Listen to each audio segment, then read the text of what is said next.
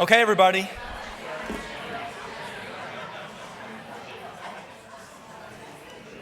I'm wondering whether we should do some stretches because that was a huge, delicious sandwich. So full. Now it's time for session 2. It's called Planning Creative Cities, the State of Affairs. The session is moderated by Dr. Shoshana Goldberg-Miller. She's an assistant professor for OSU's Department of Arts Administration, Education, and Policy. This session consists of 4 speakers. Last up is Miss Regina Meyer. She's the president of Brooklyn Bridge Park Corporation. Regina is preceded by Dr. Joseph Heimlich, who is the principal researcher of COSI. Next up will be Mr. Michael Bongiorno, the director of Design Group. And we will welcome now Mr. Brett Kaufman, who is the president of Kaufman Development. Brett, come on up.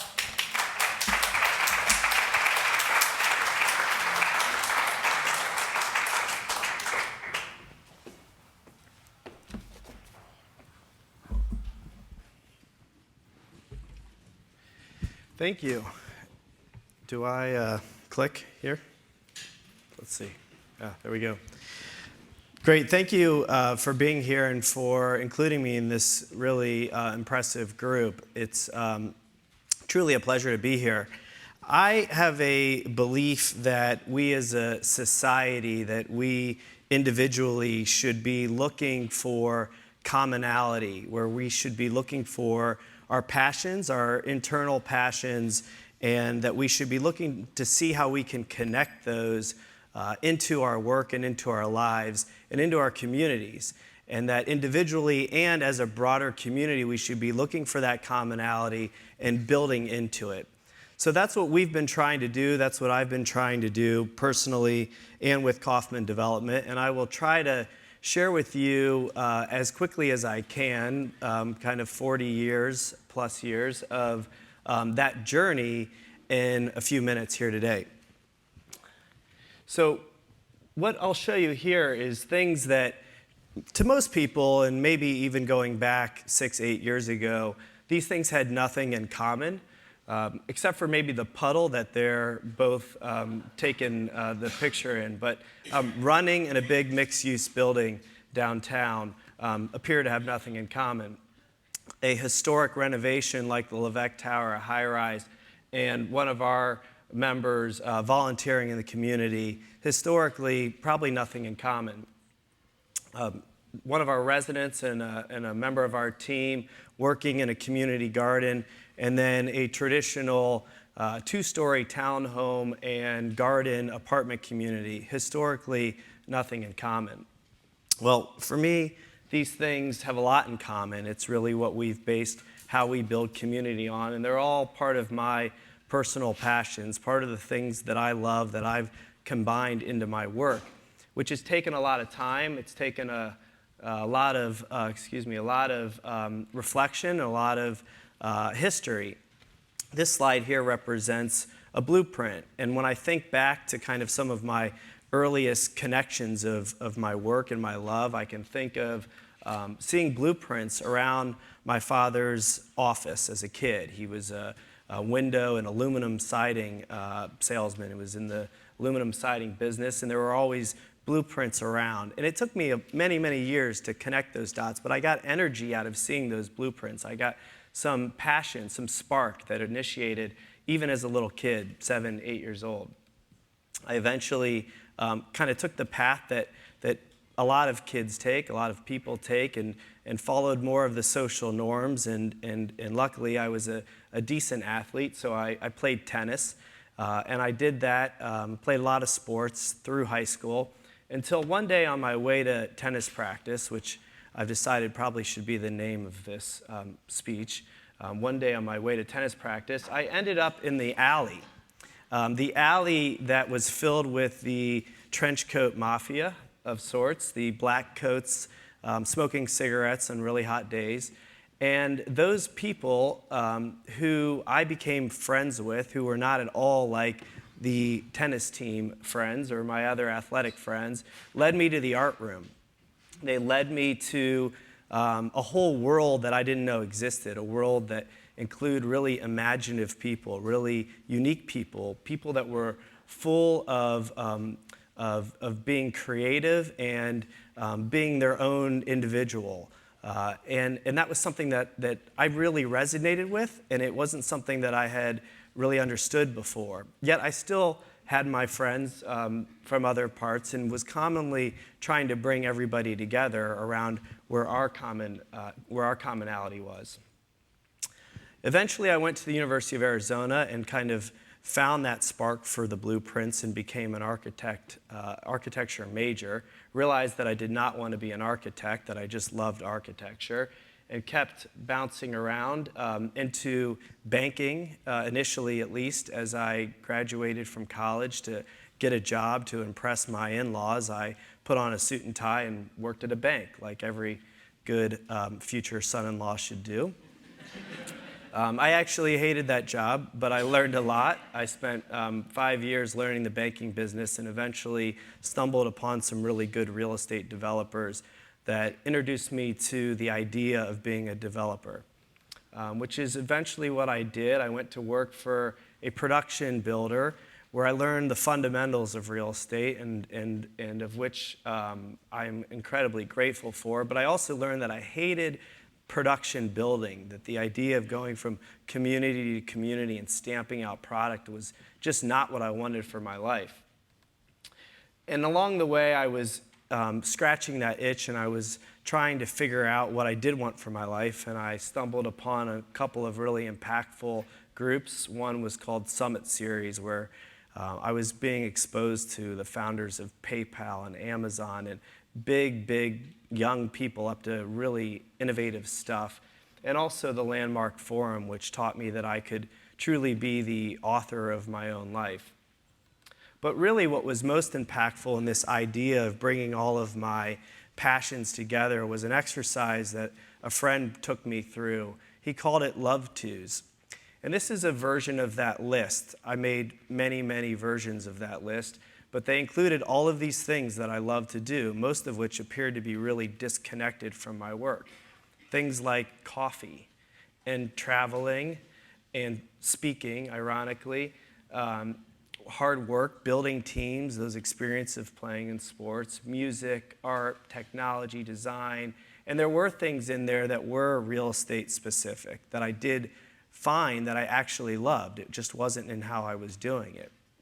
And so this started me down a path of tearing magazines endlessly, stacking them, filling rooms full of magazines, pre-Pinterest, unfortunately. It wasn't a great time in my wife and I's life when I was taking over rooms for magazines, but she forgave me. And I started to put those into duplexes in German Village and in Victorian Village. I was starting to just play with the idea that we could do high-end design. I'm not proud of these pictures today, but back in the early 2000s, to have glass backsplashes and stainless steel appliances and pendant lights was quite unique. And I took that back to the builder I was working with at the time. We started renovating all of their projects, and we started building new projects now that would be home, where they would have community centers that were home to the ideas that were on that Love To list, things, programs and events that other people could connect to as well. And we would start building apartment communities, all with this former builder, where we started to do things like get rid of playgrounds and put in community gardens, things that at the time, again, were fairly unique.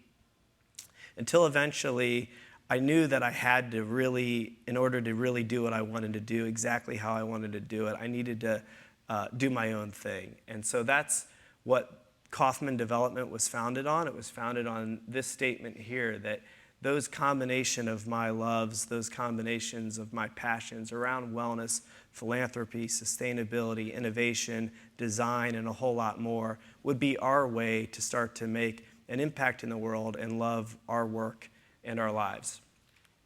And this is who we are today. There's more than we can fit on this screen, but we're growing.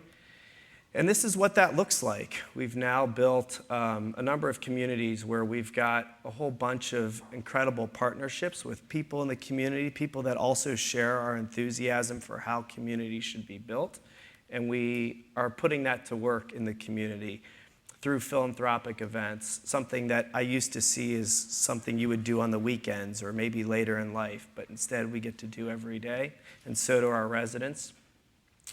Great partnerships like the one we have with BESA, with many different groups, philanthropic groups in the community.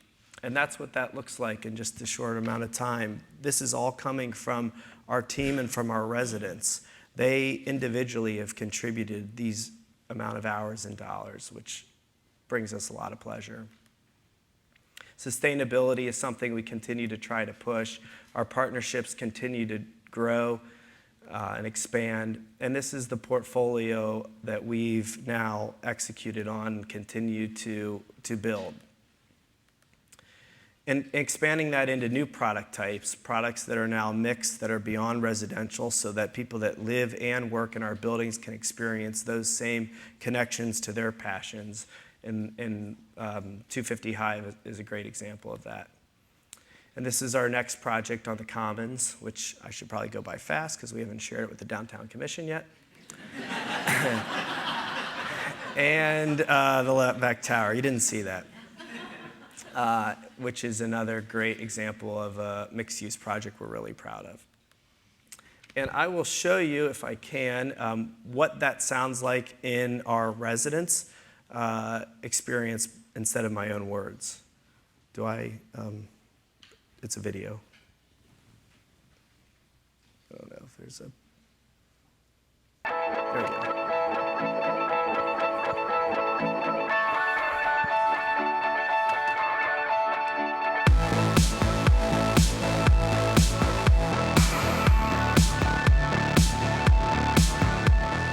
We're here today shooting some footage and photos for Kaufman Development.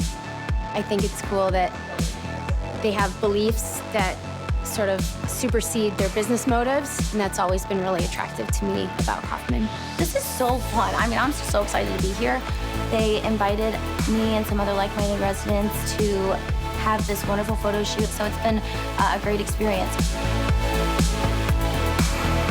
I think the sense of community is really cool. People say hi to you when you're walking down the street, even with your dogs. It's just really friendly, and I think that that sense of community is something that I've really missed in a lot of other places that I've lived.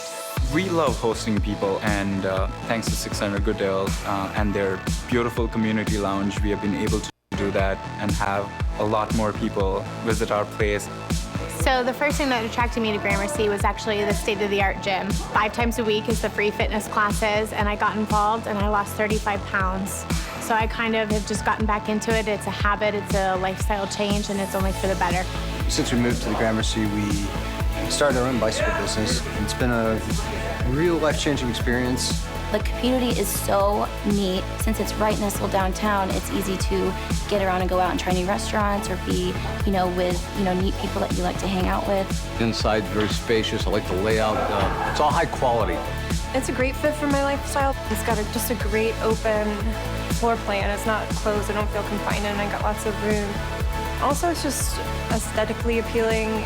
I love the architecture. Like, whenever I walk in, I'm like, oh, this is really cool.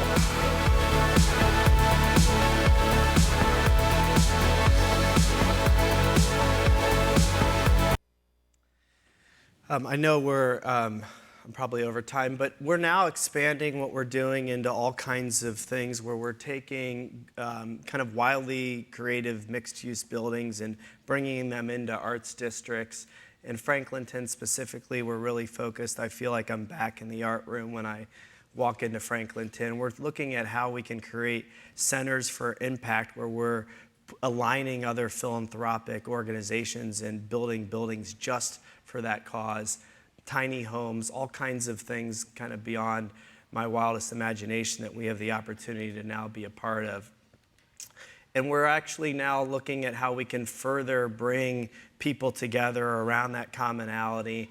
And we believe that there's a lot of common threads in what people want today in these different groups around these things that not just we're passionate about, but the broader community seems to be too. And bringing our passions more and more into the space as we can with land in suburban locations, putting urban product with meditation spaces and artist studios and event lawns and dog parks and agri-hoods and solar and all kinds of ways for us to continue to innovate with new products, single-family products, detached products, ranch products, things that can accommodate the full market. And all around a common space, all around a common belief, but also physical space that brings people together. So I leave you with just the idea that I think we can continue to lean into those passions, that we can find those things that seem incredibly disconnected, things that like running and giant mixed-use buildings and gardening and townhomes, that we can actually find those common threads and combine those loves and those passions to do wildly imaginative things. And not only can we do it, it's our obligation as a community to do that. Thank you.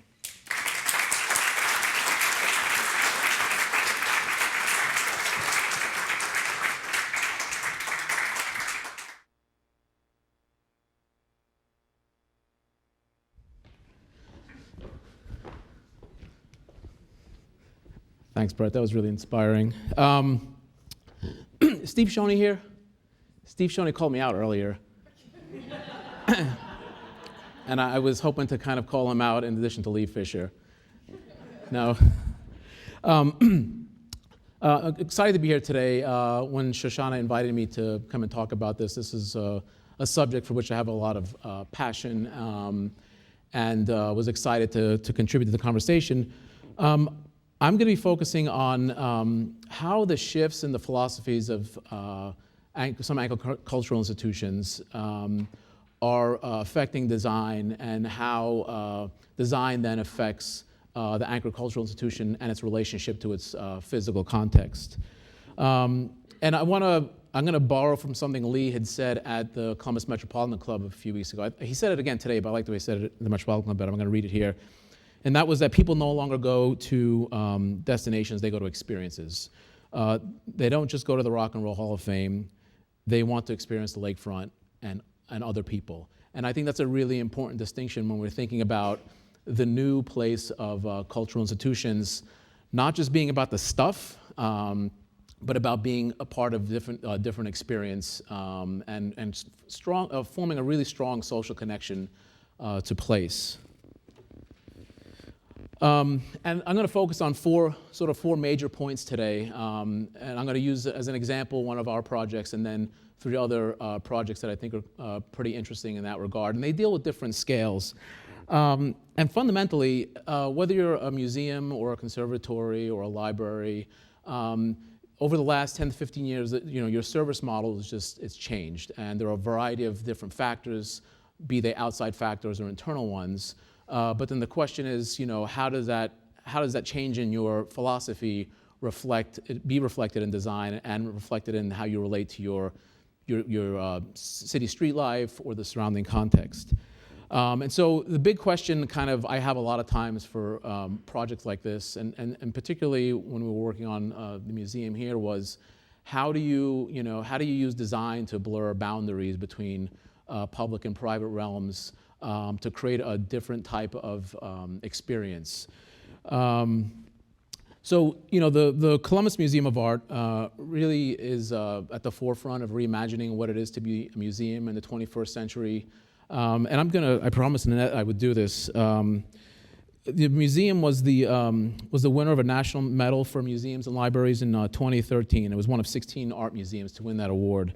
Ever. And what it was given the award for was the transformational work at creating community or connecting to the community. And what was fascinating about that is that they have different programs here, like the Center for Creativity, that embody that philosophy. And these are some examples of what they would do inside the museum. The problem that they had at the time is that the outside of the museum didn't really reflect that. These are some existing images of what the museum was before the addition. And it did not present a good sort of front door, and it did not reflect the dynamism and the creativity of the museum program itself. In fact, I dare you, the door to the museum was there, and it was sort of, I dare you to kind of find it kind of thing. And so, as a first example, I want to talk about the relationship of this particular institution in relation to the street life of the immediate context of the neighborhood.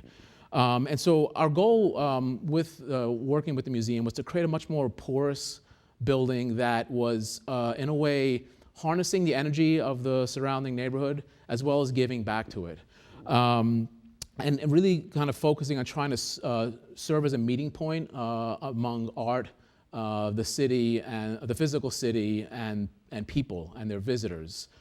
And one of the ways I kind of share this with you, and it's kind of great that we're here today because I can send you scurrying along to like look at some of this stuff, but I was asked as one of 4 artists to create an experiential map of the museum, and what I did was I tried to tell the story of the museum as a cinematic experience about how there was a series of key points, and I focused on around a dozen or so, but a series of key points that would lead you to portals that would give you views in and out of the building in a way that you were never able to do before because the museum was very much inwardly looking.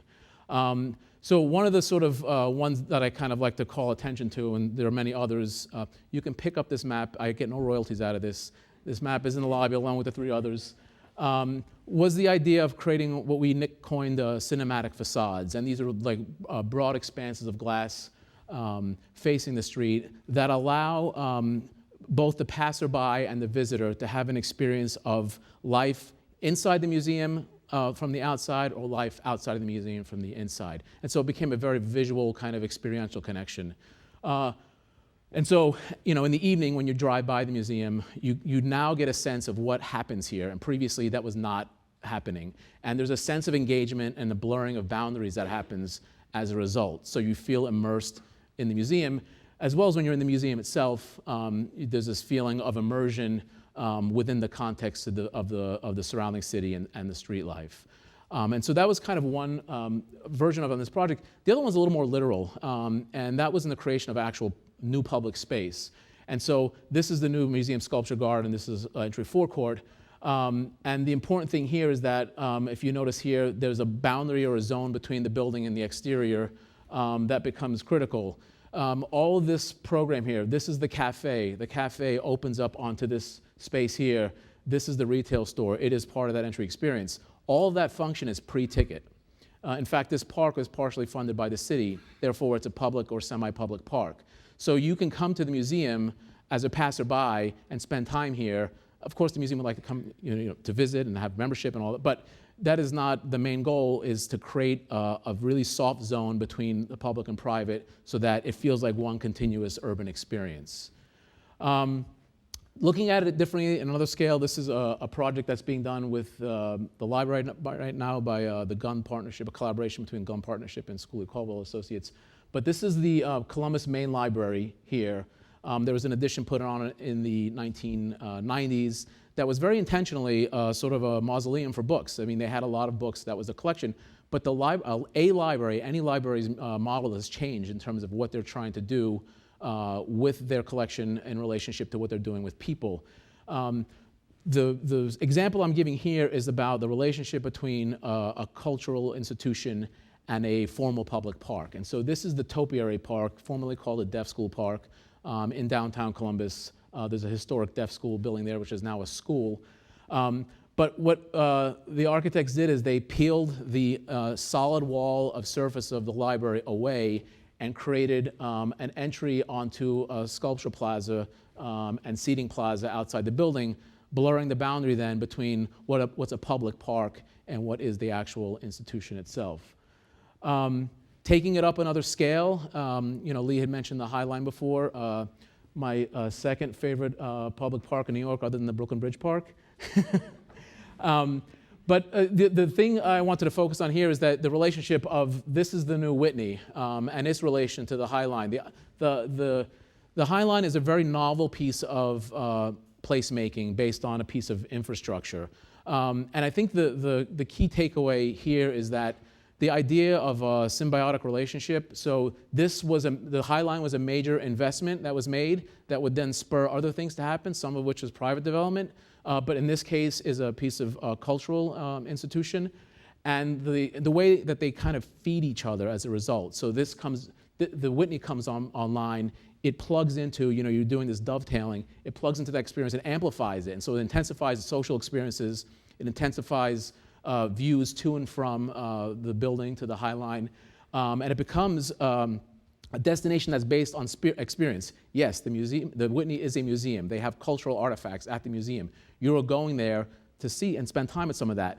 But there's an amplification of the experience that can happen as the result of you thinking about and amplifying the social components of it. Taking it up another scale, and this is kind of a different perspective. This is an idea about a cultural institution to cultural institution relationship in a concentrated fashion. This is the Dallas Arts District, if any of you are familiar with it or visited it and seen it. But basically, Dallas has clustered all of their cultural assets in one area. And so this is an idea, whether you agree with it or not, it's an approach. It's probably the highest concentration of Pritzker Prize award-winning architects in the world. It's a form of like architectural petting zoo.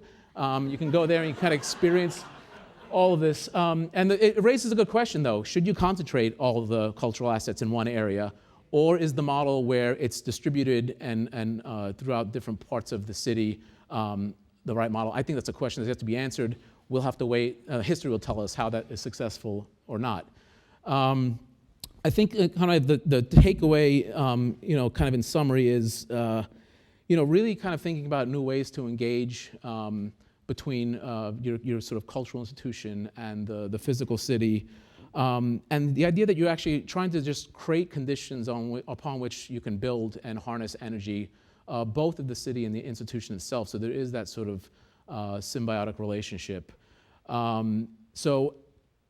But that does, there's a whole host of other conversations we can have, which sort of around the idea that you're creating this cultural district or this arts district in Dallas can be maybe amplified and thought of differently to include ideas about innovation districts and how that all can kind of form one larger continuum rather than focusing on one particular area. So that's what I have to share with you today. If you want to afterward tour the museum and kind of test out some of these ideas, I welcome you to.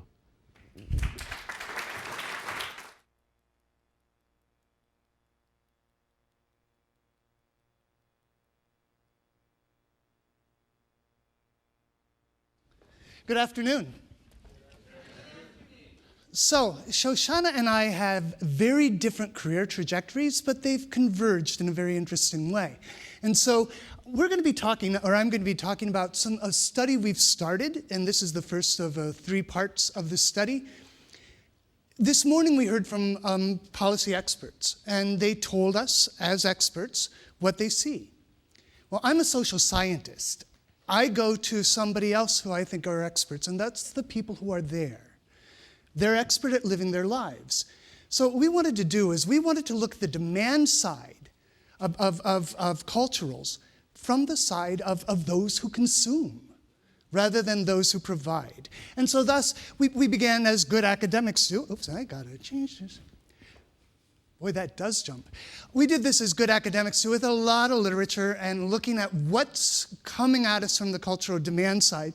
And what do we want to do? And we decided to build on the call by Gross to consider the full range of tourism. And for us, the full range was, let's say, not those coming in, but those for whom the event is their backyard, the city, and the consumers in the city itself to an attraction in a district or in a neighborhood. So we chose the context of Franklinton. You've heard about Franklinton. There's a lot going on there. And what we chose to look at was an event. And the event we chose was Independence Day. Who's coming? Why are they coming? What's their intention? What's their role? What are they doing?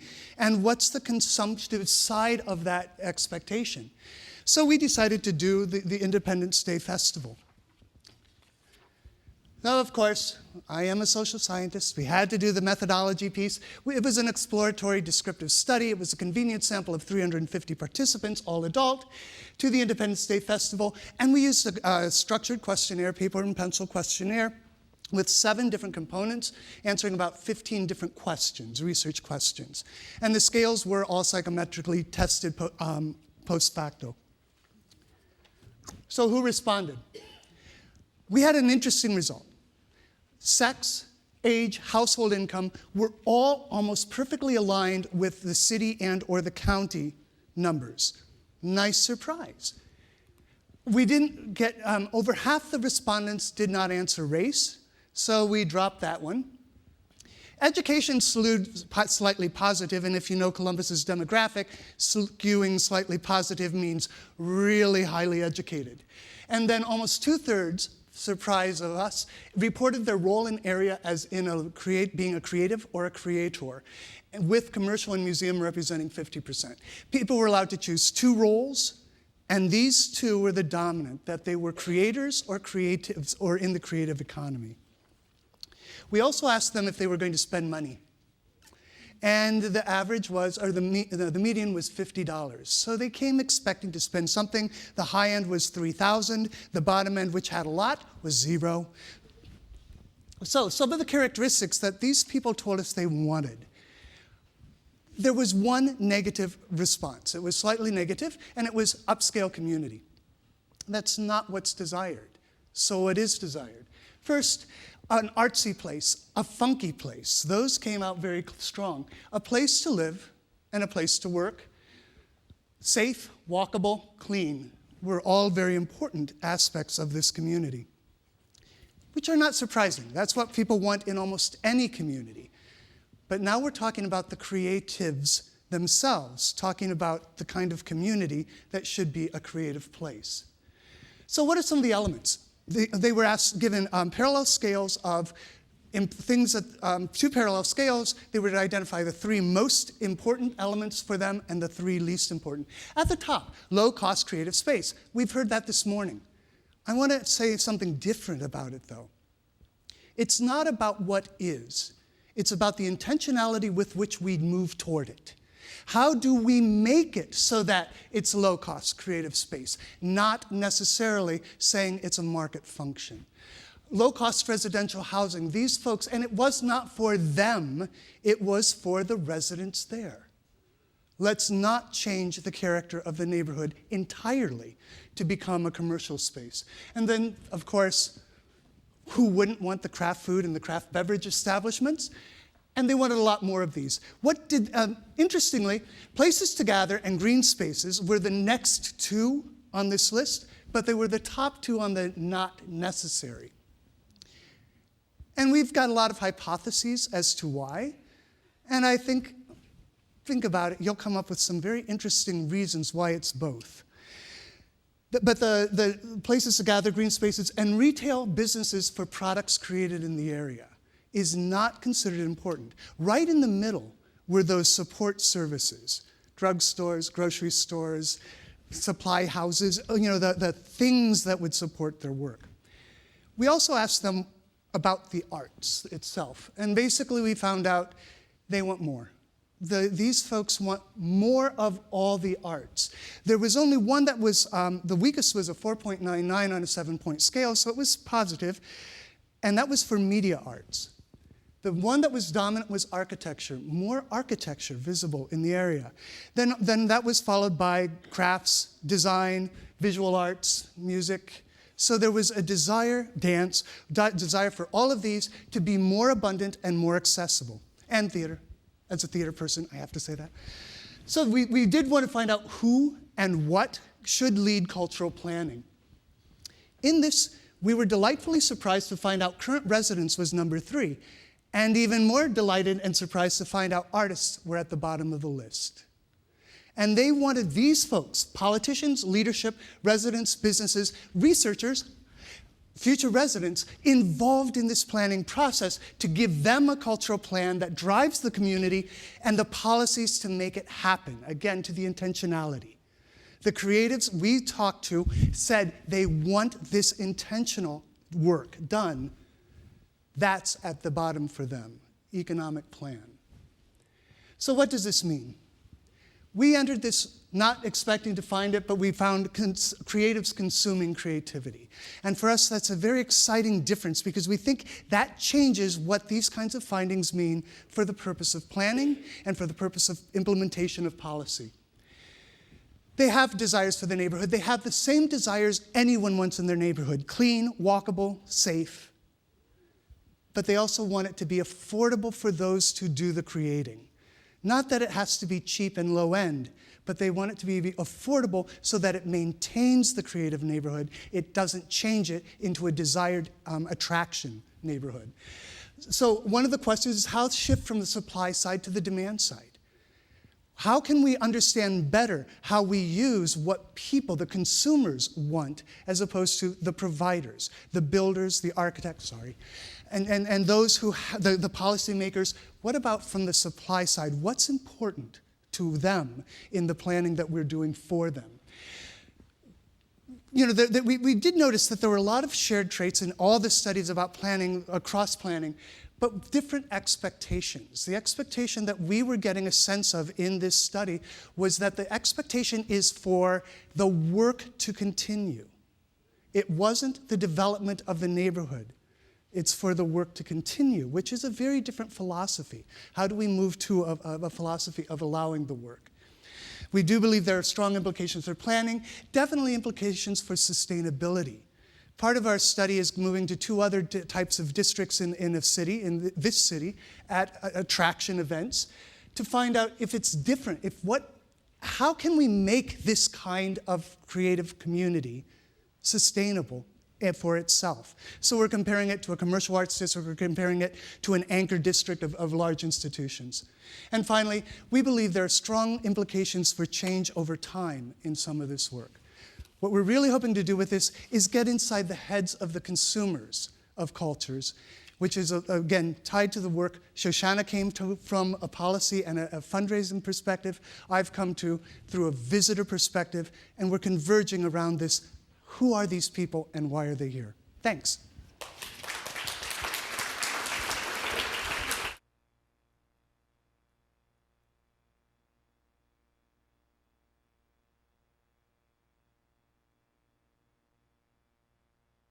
Hi, I'm Regina Meyer. I'm president of Brooklyn Bridge Park, and I'm here batting cleanup, which means that I think that I get to show you how we use design, who's coming, and also how we pay for it, all in one example. So I'm not a big sports person, as Carol and Nelson know, but I got my metaphors down. Thank you also for having me. I want to go to a really short video as our first slide, Steve. To show you how much we've transformed the site from a vacant port to a park in 10 short years. And I think one of the great experiences here for us, and speaking to the rest of the speakers on this panel, is you could see that collaboration is one of the key parts of building this park. One of the things that I wanted to start with is the location. The location of Brooklyn Bridge Park is really what gave it its a tremendous asset to begin with. It's 1.25 miles on the Brooklyn waterfront, facing the New York Harbor and the great Lower Manhattan skyline.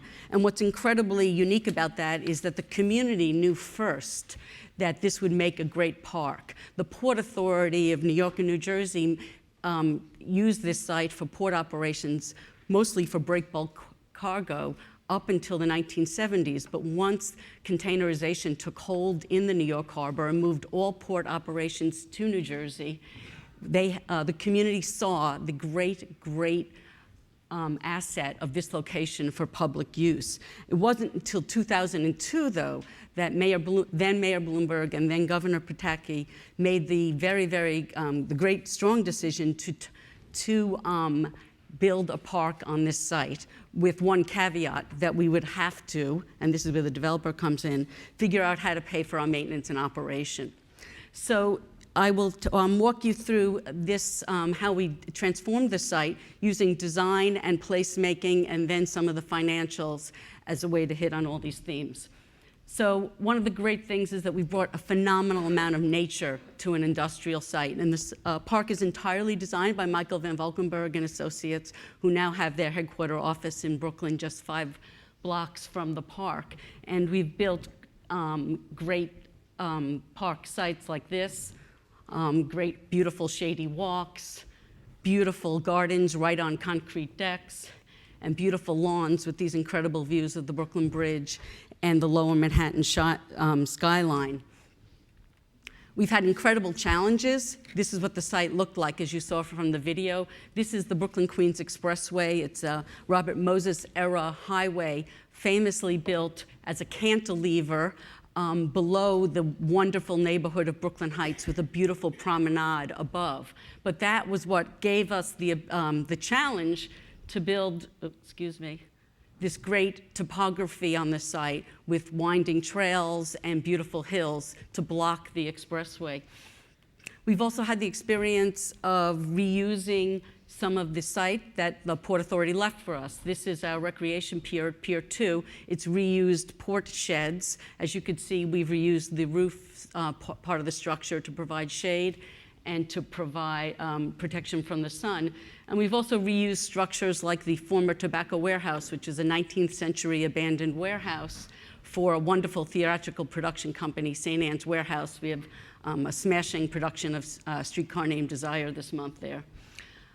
We've also really worked hard to connect to the community. The entire length of the park was entirely cut off from Brooklyn Heights, Carroll Gardens, and Dumbo, because it was a port area with no public access. But this is our main entrance at Pier 1, where we worked so hard to make sure there was connections up Old Fulton Street, which is actually one of the most historic streets in Brooklyn, to the park. And we connected, at Pier 6, which is at the foot of Atlantic Avenue, our southern boundary, with this great entrance to a major destination playground. We've built great promenades. This is actually the exact 30-foot width that the Port Authority used for truck access around each pier. And instead, what we've used it for is using movable furniture and benches and places to walk and to stroll to really be able to access the river and to gather. We've also used that same kind of hardscape to have great gathering for family milestones. This is our picnic peninsula. This is perhaps one of our best used sites on the weekends. Families come here at 8 o'clock in the morning to grab a bench. Some say we should take reservations, but that's not really what we do in a park. But this is just an example of how we use this industrial site to bring the community to the water. And this is what we use our lawns for. You could see in the evenings we've collaborated to bring public art, and we've created this great place where you could have a romantic evening on the waterfront. We've also used recreation, and I think one of the magical aspects of our programming is that it's so varied. This is not just a place to come and promenade, but it's also a place where you can play and have a game of basketball. And I think this is one of the things that brings people from the entire borough to the waterfront. They can do something that they could do in their neighborhood in this majestic location. We have a lot of boating in the park. This is an example of our free kayaking on Thursdays, Saturdays, and Sundays. And we have, all of one pier devoted to local soccer for kids on the weekends and adults in the evenings. We've done a lot of partnership and a lot of collaboration, and I think that really talks to some of the themes that we were hearing this morning. I think one of the things that we've been able to do is pick and choose who would be our best partners and really focus on how we can enrich the park experience for the widest amount of people. We've actually found a group called United Photo Industries based in Dumbo, and we've partnered with them to grow a tremendous event called Photoville every fall, which is a photography exhibition in containers. We've also hosted such as the Metropolitan Opera every summer. at Pier 1. It was a really great moment when one of the wonderful singers said, "Wow, this is Woodstock for me." It's great. And we've partnered with our local college, St. Francis College. They play soccer there as the home team, which really feels good that we have Brooklyn Heights home team, and we have the New York City Roadrunners running at the park. I think public art has been a great way for us to enrich the park, and obviously, like the High Line, put us on the world stage. And so we've partnered with Storm King, with the Public Art Fund, and other great art presenters in New York City. This is Mark de Silveira's yoga. And last summer, we had Yet Behind do an entire exhibition throughout the park. This is his wonderful water play. We also have great food. I think that's one of the things that Brooklyn has really pushed America forward on in the last decade. And we've used concessions to really enliven the site, make sure people can buy their kid an ice cream, and we could all relax. But unfortunately, the concessions don't pay for everything. And one of the things that we really have that's sort of on the challenge side is that when the governor and the mayor decided to move ahead with the park, they said, okay, we'll give you the money to build the park, which parenthetically is a lot. Our capital program is almost at $400 million, but they said, you need to figure out how to pay for all your maritime infrastructure and horticulture and security, all from development on the site. And the biggest liability, because probably you don't know what you're looking at right now, are the fact that our entire park is resting on 13,000 wooden piles that haven't been upgraded since the 1950s. And these are these marine boars. They're like the termites of the water. They eat the wooden piles, which translates into about a $300 million liability to fix to make sure that the park is sustained. So what did we do? We have an approved plan for development sites, which represents about 10% of the project area, and those sites are approved for residential and commercial use. And we have been using those development sites for a full financial model, which I'm proud to say is almost executed, and that will assure that we'll be able to pay for the park for the next 100 years. And so I'll give you a few of these examples. On the left is a 1 million square foot loft building. It used to be owned by the Jehovah's Witnesses as a Bible factory. It was bought by a developer 10 years ago and brought to the market in 2008. It was that building that actually made us real. When we opened the park, we had money in the bank to sustain operations. And on the right is a project that's going to open this year. It's a joint venture of Toll Brothers and Barry Sternlicht, Starwood Capital, who will have a new hotel and condominiums on the site. On the left is a 13-story condominium just north of the Manhattan Bridge. We worked really hard with the developer selected. There'll be an outpost of the Brooklyn Children's Museum on the ground floor. And on the right is a building called Empire Stores. This is a 330,000 square foot Civil War era warehouse that has been vacant for the last 50 years, fell into state ownership, and we were able to select a developer 4 years ago who will be opening up this summer. It will start, its first major tenancy is West Elm. Their national headquarters is in this building. So I just want to leave you with this great picture of the Brooklyn Bridge.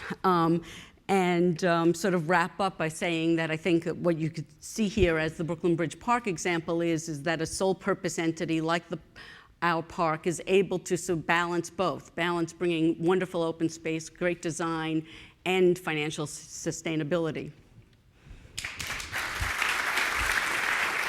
Oh, I'll stay here, right?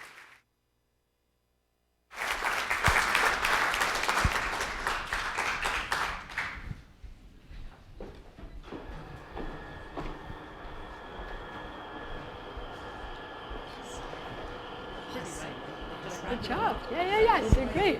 Really good. You want to curve them? Yeah, that's fine. Yeah.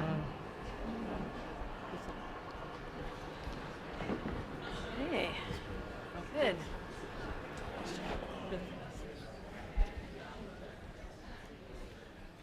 Great.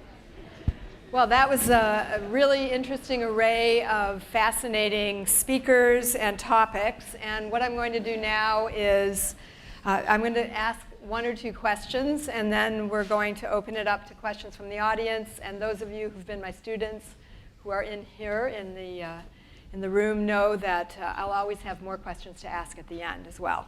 So thank you so much to all of you for being here. And here on this panel, we have 3 hometown speakers, and we have one person that has ties to Columbus. So Regina, I know, has family here, and welcome to being here. So I wanted to ask each of you, because Lee talked today about the soul of a city.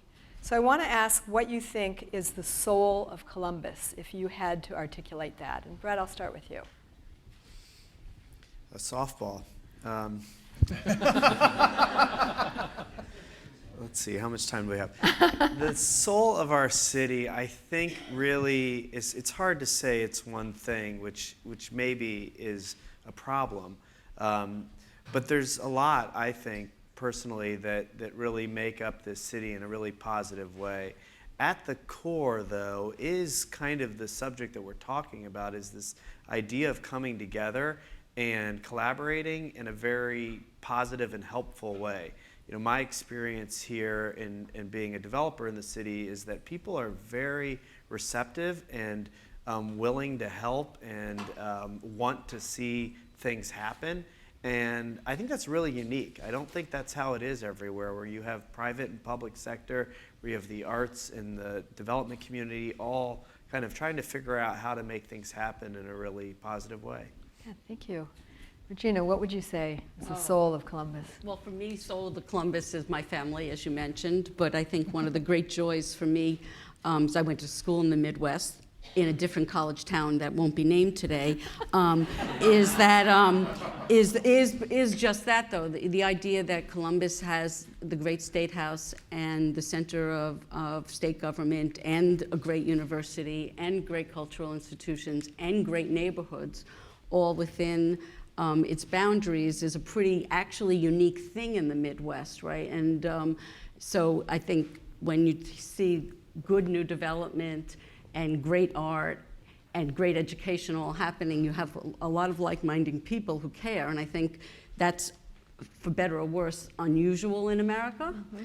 And there's also a great idea of looking forward. So to me, that's what Columbus is about. Thank you. Michael. I'm actually going to borrow the last word you used, which is forward-looking, looking forward. This idea that we're not really encumbered by the past, and we're not, subjects to the history of our city, because the history is not, as encumbering as it is in maybe other cities, even in Ohio. So I think this idea of forward-looking and openness is what I think of as the soul of the city. Mm-hmm. Thank you. Agree. And it really is an issue of from where are you looking? Because I'm a white male. I come from privilege. That changes my understanding of the soul a lot. Friends of mine are not, and they have a different perception of the soul. So I think one of our challenges is to create a unified direction where the different souls come together and work together. Mm-hmm. But I don't think it is a soul. I think it has to be different things that come together and weave instead of directional and one that we share. Mm-hmm. Well, we've talked about sort of some of the happy things. We know that there are issues, challenges to cities, to creative cities, to inclusive cities.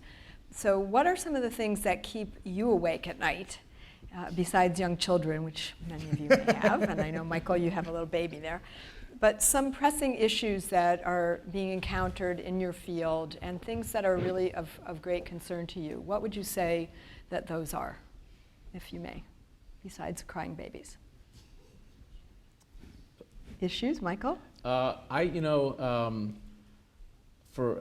think about architecture and design, I think the thing I worry about is one of the ideas of getting stuck in a production kind of, Brett had referred to this earlier, that everything is a sort of a prosaic exercise in creating development. You're constantly fighting an uphill battle in the design industry to push things a little bit further than they're thought of today. So that's one of the things that I worry about, the physical city being as great as it can be, and each piece of land being the highest and best use it could possibly be, and the most beautiful it can be. Because we've made some mistakes with some really critical portions of downtown Columbus, what we've introduced there as a front door to our city. And if we can't keep doing that, and think it'll be, it's just a really attractive city in the future.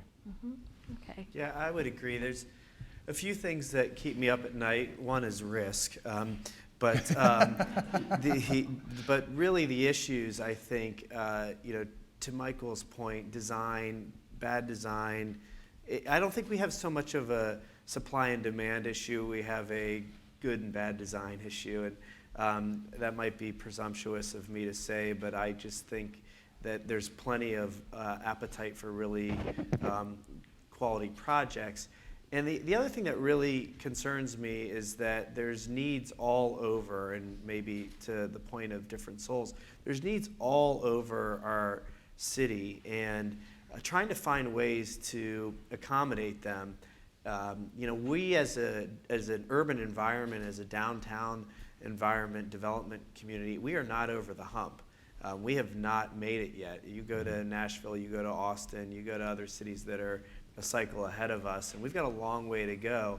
And we have to figure out how to solve the really pressing needs in the neighborhoods that are really in desperate need, and also keep the momentum we have downtown. Mm-hmm. I think that inclusivity really is the issue of our era, and we certainly talked about that a lot in this morning's session, or I heard a lot about it, is the anxiety about neighborhoods that are gentrifying, what happens to the arts community, what happens as communities change. In a very small way, Brooklyn Bridge Park is doing its part. Our last development site is a third devoted to unsubsidized but fully affordable housing. Because of the incredible value of our site, we were able to pretty much make that extraction, which is a pretty phenomenal thing to do, and not every site can do that. But I think that the changes that Mayor de Blasio is making to our overall housing policy are the right ones, that when we're looking forward to major land use change, that those new projects need to be more inclusive. And we need to bake that in, because for better or worse, when you have such an incredibly overheated development milieu, as we have certainly in New York right now, if it's not baked in, it's not going to happen. Mm-hmm. And I think that we all, though, as Americans, though, need to push this forward on inclusivity, because I think we all know that totally segregated environments not only don't help the arts community, but they don't help the community as a whole. Along with inclusivity is authenticity, authentic voice. And that's what keeps me up as a social scientist who studies people in these places. It's really, a lot of decisions are made in the culturals that are not taken into account those who use the culturals. And those who use parts are often not really a part of the discussions until post facto, and then it's make it work. And so how do we get the authenticity of the voice into our decisions so that then it does become more sustainable to what the city is or will become? And so it's that integration, the authenticity, and then the intentionality to use all of that with a very honest and purpose in mind. Purposeful city. So I have more questions. I'd like to open it up to questions from the audience.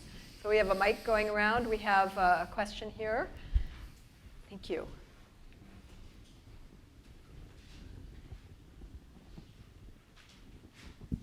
Hi, Carl Grodock. I have a question for the architect. And first to say, I really loved coming here today. Coming into the museum is a really nice entrance to the symposium, and I really liked your work a lot. And this question could actually be asked more broadly for the panel, but I think I'd start with you. Is you talked about sort of your program of trying to create a public space, but also experiences. So I'm wondering, when you went through that discussion, it seemed like the two kind of came together. like public space and experience is kind of like the same thing. And I wonder if you think about in your design, if there are two separate areas of creating experiences and creating public spaces, or if it's all kind of one question for you. I think it's all one question for me. I mean, I think of it as a very blurry kind of line, and I think energy moves back and forth. I mean, there is some, there's always some threshold, right? And it's the matter of like how hard the threshold is. But I think very much so it's always one question for me, which is how can you create an experience where the energy can move across, whether it's physical or like experiential, visual, light-based, whatever it is. How do you blur that threshold in a way that you feel part of both at the same time? And I think kind of to Joe's point, one of the things that we were tasked with is, don't design a place that it's going to feel like someone who is not a museum member and from some segment of society doesn't belong, which goes to the intentionality of creating a very, universal front door where people are invited to come in and enter really any part of that front of that building that they want. The museum has done something great in that they create the mechanism of having a free Sunday that, on a Sunday when you're here, this place is electric. I mean, there are thousands of people in here over the course of the day, and you really get to experience that because you don't sense a this and that. It's just this whole thing that extends out over the campus. That was a fundamental question we had that we try to answer with the project, but I guess to answer your question more directly, it's a question about both, thinking about both. Does that answer your question? I know, I'm kind of be wordy. No sleep means I'm wordy. Oh, good excuse. Yeah. Question. Here, thank you.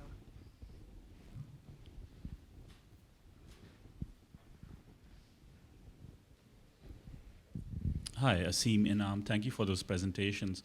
I had a question for Regina Meyer. First of all, it's a small world. I actually taught at that unnamed public university, actually in the same program, but after you had graduated, so it's a small world. I really enjoyed your presentation about the park. I've been there many times. I used to live in New York. And the question always I have is, how do you make this happen? And you touched on several things, and I know it was a short presentation, but I want to get some insights from you about creativity of process, not just place. And so can you give an example of what seemed to be like an unsurmountable obstacle that you faced, and you came up with a creative solution to address that obstacle? Oh, I've had a lot of unsurmountable problems, but I think just to talk about process, since I'm not the designer, but I'm the administrator and the person getting everything built and paying for everything. I think one of the best decisions that we made very early on was to build as much as we can, even though we didn't have the whole budget. And as you could see, the park is 1.33 miles long, and we did not have an entire budget. And to be frank, I don't think that would have been the right decision for government to just give us the whole thing.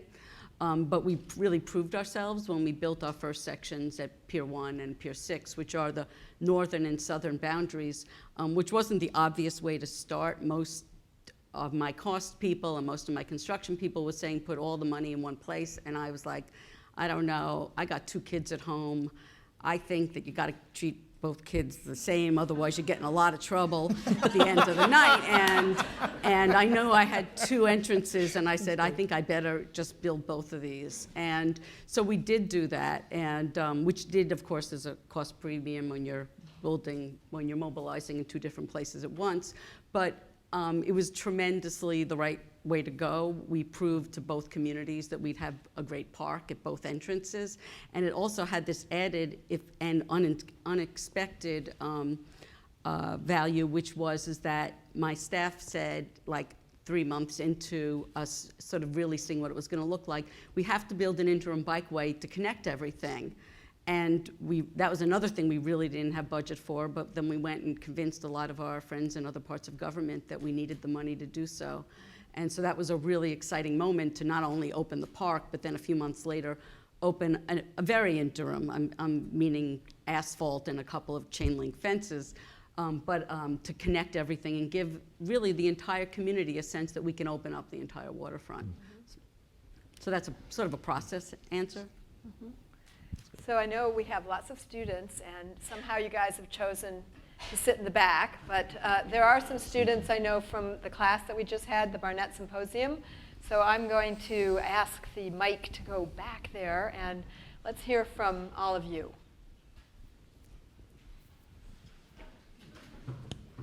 Hi, I'm Hemlata Venkatraman.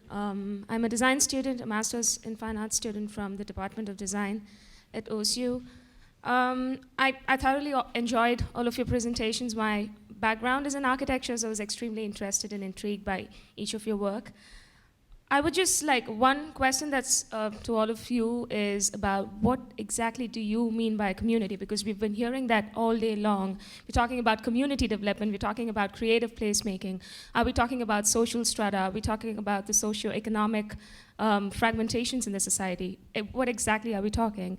And Mr. Joe, particularly to you, where you mentioned about consumers of culture, I think it was interesting, but who exactly are going to be the consumers? Because I attended the Independence Festival the first year I was here. This is my first year here, and I had a great time, and I met a lot of artists and local creators and makers. But when we talk about consumers, are we talking about these artists who would like to set up their space in another area of Columbus, or are we talking about people who are already in Franklinton?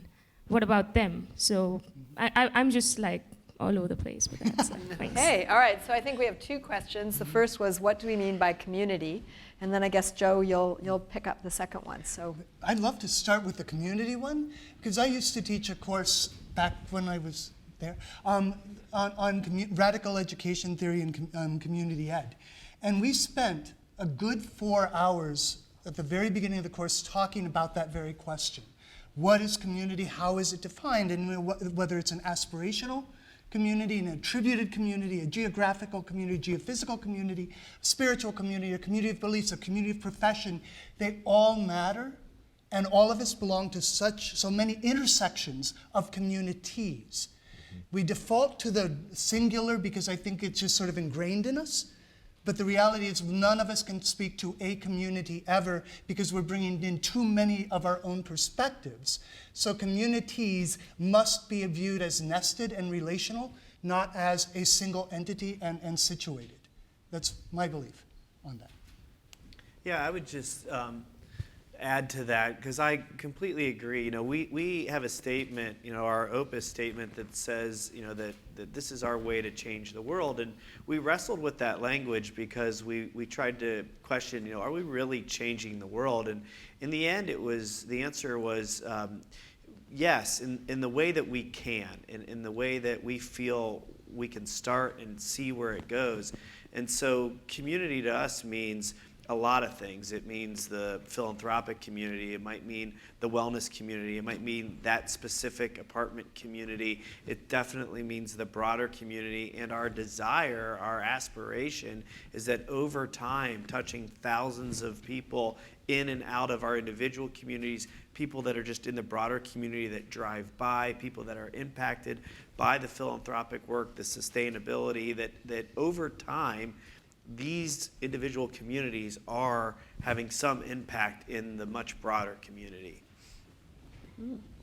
For us, the community is the 4 million people a year that come to the park, which is pretty amazing, and it's a pretty diverse community. I'd say about a third of the people that come to the park are tourists. You know, obviously the draw, the waterfront and the bridge and the skyline. But the other 2/3 are a really fantastic combination of real local folks who just walk there and then people who come all day long. But then for us, since this park, our park has also had a lot of roots in community activism from the very adjoining community. Our community is also, for better or worse, the community that is very, very local and have not always been happy with change. And so we've had to address from them a very dialogue on the change, with more people coming to the park and coming to the waterfront, new people taking the subways to downtown Brooklyn and walking through the neighborhood to get to the park. and also those who object to our financial model. So we've been in court 4 to 5 times and won, but had to go through a legal process surrounding our financial model. So our community is very broad. Right. Michael, anything you want to add to No, that? I mean, like in the work that I do, I have to think of micro communities and macro communities. And so, whenever I'm working on a project, it's about who is being served by that project directly. And as I think about the collection of the things that we do, I think about how all that comes together to make one sort of macro village. And I think I've only echo what Joe said about the term communities, not community, and Brett kind of echoed that as well. I mean, it's very important to make that distinction because it's just too diverse. In terms of the second question, we initially set out to look at the consumption side, the demand side, not knowing who was coming. That was part of what we were looking at. We did intentionally choose not to speak to those who were there selling, so because that is the supply side. So we wanted to really look critically at those coming in to a neighborhood, to an event, to consume. And consume meaning not just buy, but also consume the experience, the atmosphere, the being. What did surprise us, though, was the huge proportion of people coming to that particular event. When looking at it in hindsight, it's not that much of a surprise but how those coming to that event were creatives from other parts of the city. Right.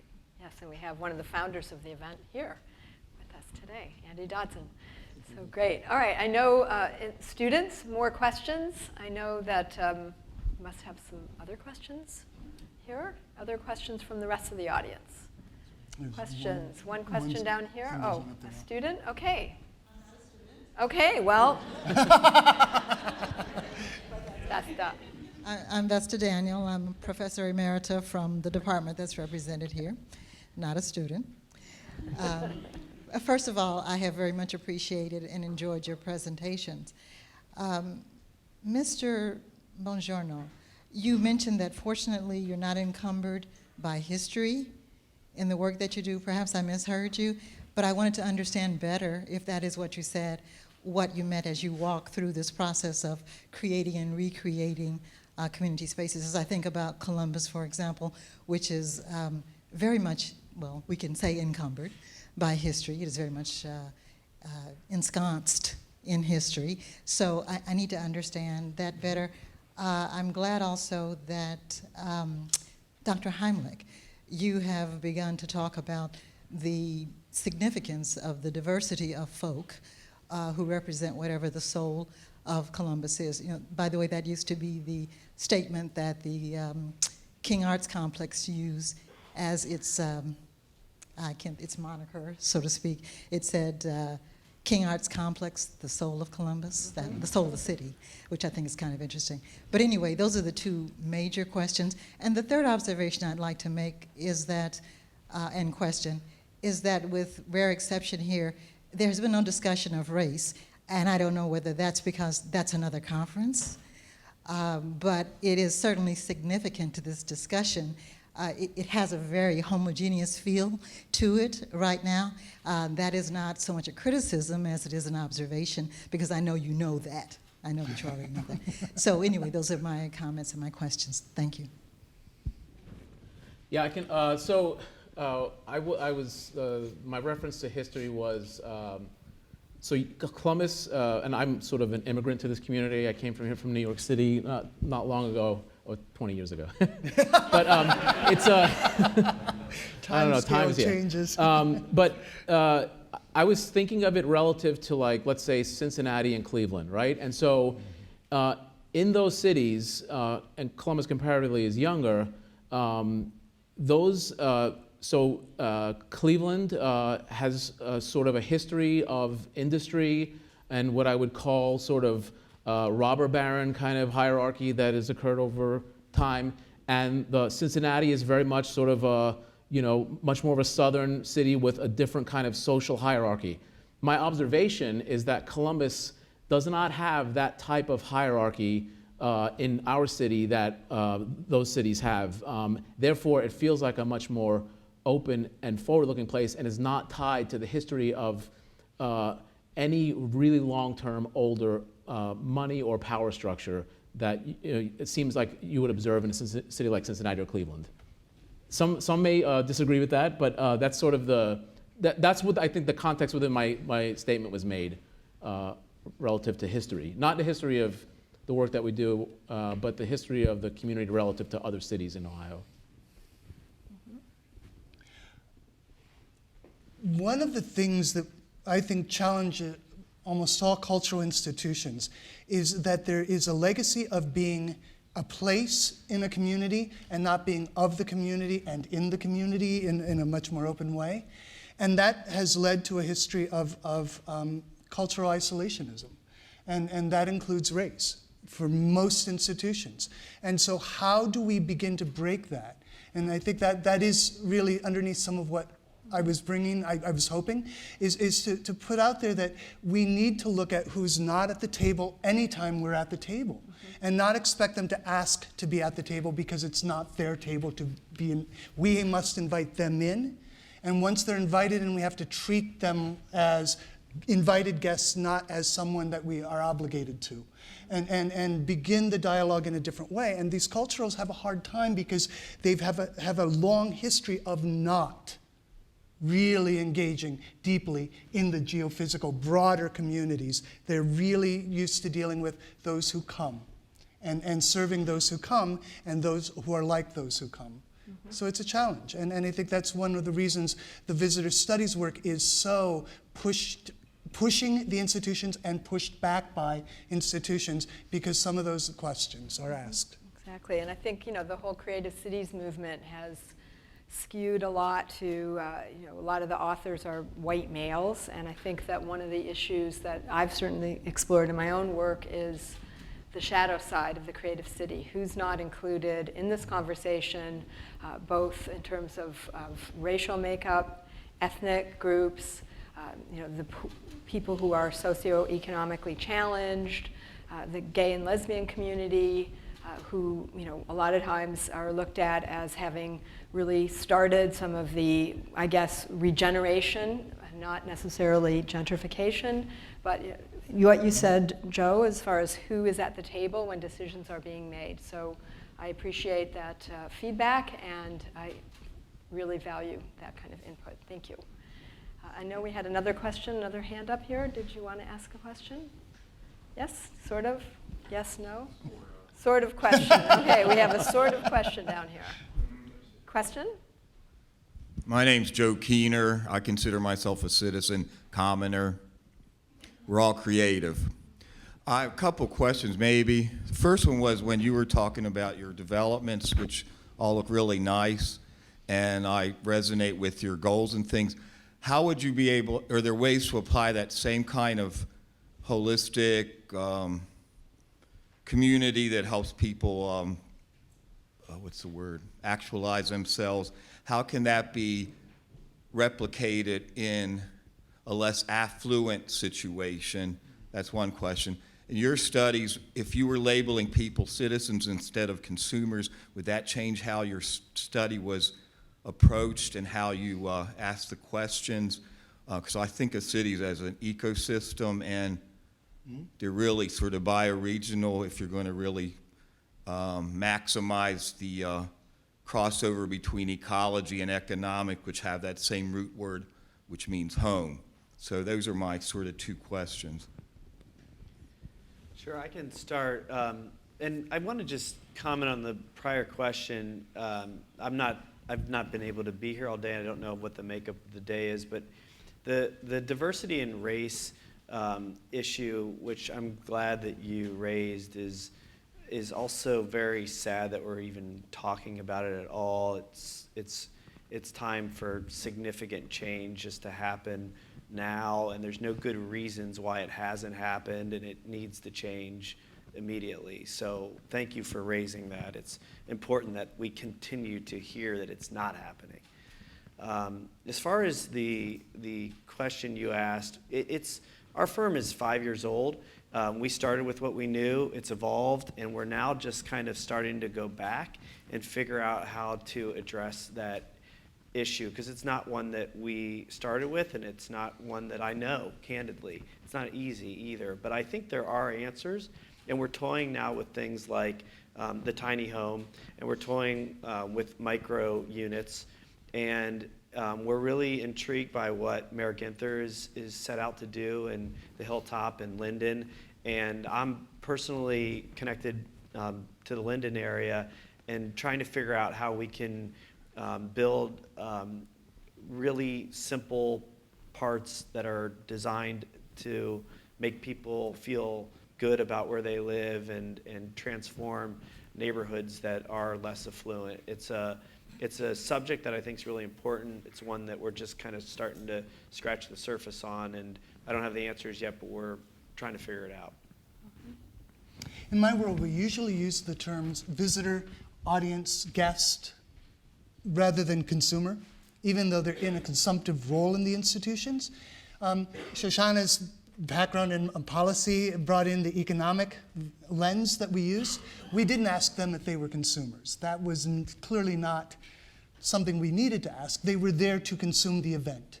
So that was our label, not theirs. So would it change the questions? Not really, because I was viewing them as visitors to this event, which is a very different lens than the economic frame that we use for analysis. Great. So I'm going to ask another question. Any other questions from the group here? Okay, so There's one back. one question back there. Hi. Yes. We will have a mic coming to you. Thank you. Just throw it. Right in the back. Thank you.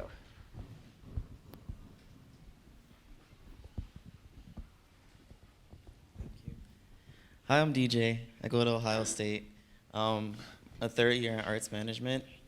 One of the things that I noticed about all of you guys' pitches were that there was like a lot of change going on, but a part of me feels like who makes the decision of the need for the change, as in like, who are you to say that this is like something bad that we have to fix, and who are you getting that information from? And also, when you're doing change, is it to change what's already here, or are you expanding to make more of a city? Because I think it's two different things when you say, like, we're going to fix this to make it appeal better.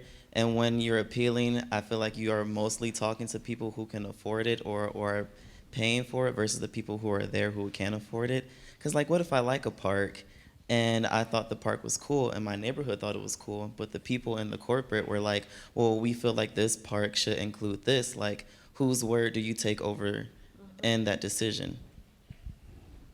That gets right at that other question about whose voice is at the table. How are we engaging? Who are we privileging with being part of contributing to decisions? In our economic system, I think there are some givens that we're not going to overthrow the system necessarily. So that's a constraint, and it's a reality. And the other reality, I think, is change happens. Things change. And when we're comfortable with something, we resist the change and it erodes. And so we're not aware of change over time because we're part of that change. And so when we look at something from outside, we see the changing. When we're in it, we're changing with it. And so I don't think change is good or bad in and of itself. I do appreciate and value whose voices are part of that change and how do we intentionally get them to be part of that change. Whether or not the change is what they desire, having the voice authentically in part of that decision is necessary. Mm-hmm. So I think for me, that's what we have to do, is constantly be vigilant about how are we making these decisions, who is making the decisions, and sometimes acknowledge the decisions are made by systems that exclude us. Mm-hmm. Yeah, I think that's right. It's we try to really be very sensitive to where we're building and what we're building and who we're building it for, and not to build anywhere where people, by and large, don't feel like they want the change. Having said that, there are times where you have to be courageous and do what you believe, and be willing to take the risk that might be difficult, and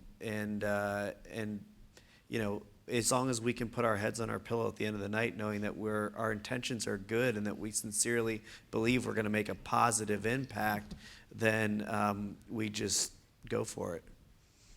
Well, I think on that note, we'll thank our panel, and thank you so much. Thank you.